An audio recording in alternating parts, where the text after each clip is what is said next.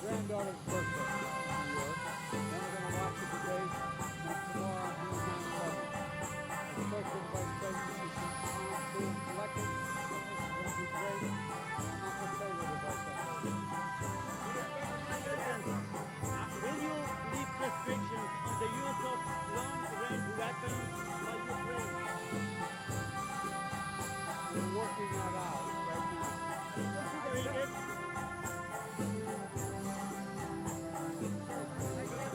What's your reaction, sir, to the killing of the Israeli admission that they probably killed the Turkish activist in the West Bank? Find more detail. Apparently, it was an accident with a shirt off the ground. Yeah, I think by accident. I'm working that out now.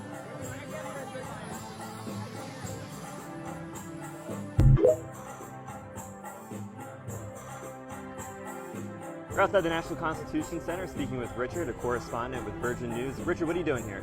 Yeah, well, we're focusing obviously on the debate tonight. There's a huge audience of this globally, no less so or no more so in Ireland, where there's been a huge focus on American politics for the last number of years. I think there's always been a connection between Irish people and what goes on in America, the historic links between our two countries. But I think the Trump phenomenon of recent years has really driven that interest up to a whole new level. Obviously, he has business interests in Ireland as well. He owns a golf course in County Clare on the west coast of Ireland. But there is a huge concern about how America sets a message and sets an agenda for the rest of the world, because trends that start in America often do follow in Europe a couple of years later. So we've seen some of the politics of Donald Trump, and some of that rhetoric has started to seep into Irish politics as well. So there's a huge interest in it. There'll be a huge following of it tonight. People will be setting alarms and getting up at 2 a.m. in the morning to tune in. They'll be setting the alarms in the morning as well to get up and watch all the clips on social media as well. So huge interest.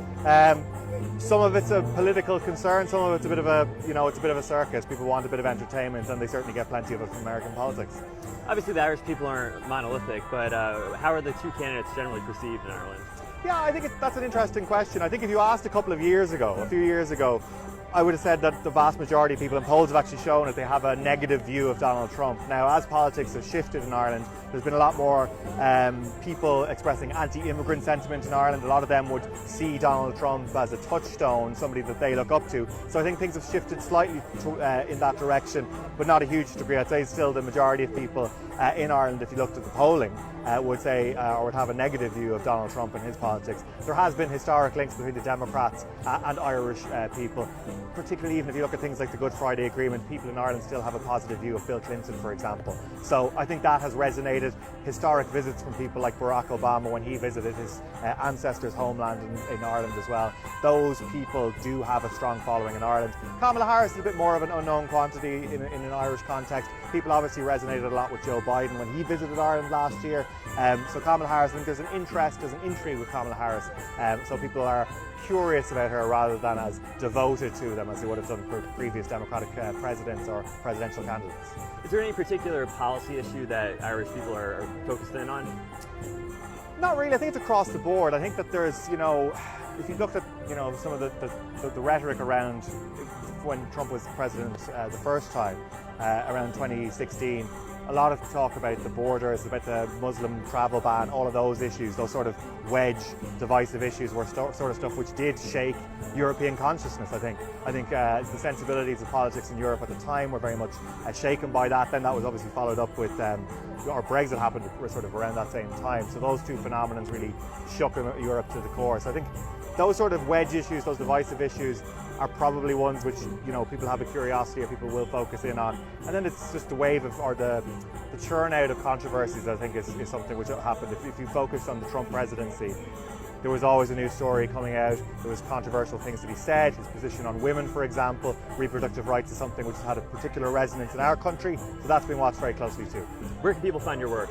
You can find our work on Virgin Media Television online. So you'll get us on Twitter, on Facebook, on Instagram, anywhere that you get your news. Thank you very much for your time. Thanks so much, Sean. Do you solemnly swear that you will support and defend the Constitution of the United States against all enemies, foreign and domestic, that you will bear truth, faith, and allegiance to the same, that you will take this obligation freely without any mental reservation or purpose of evasion, and that you will well and faithfully discharge the duties of the office on which you are about to enter. So help you God. Thank you. Congratulations. Congratulations.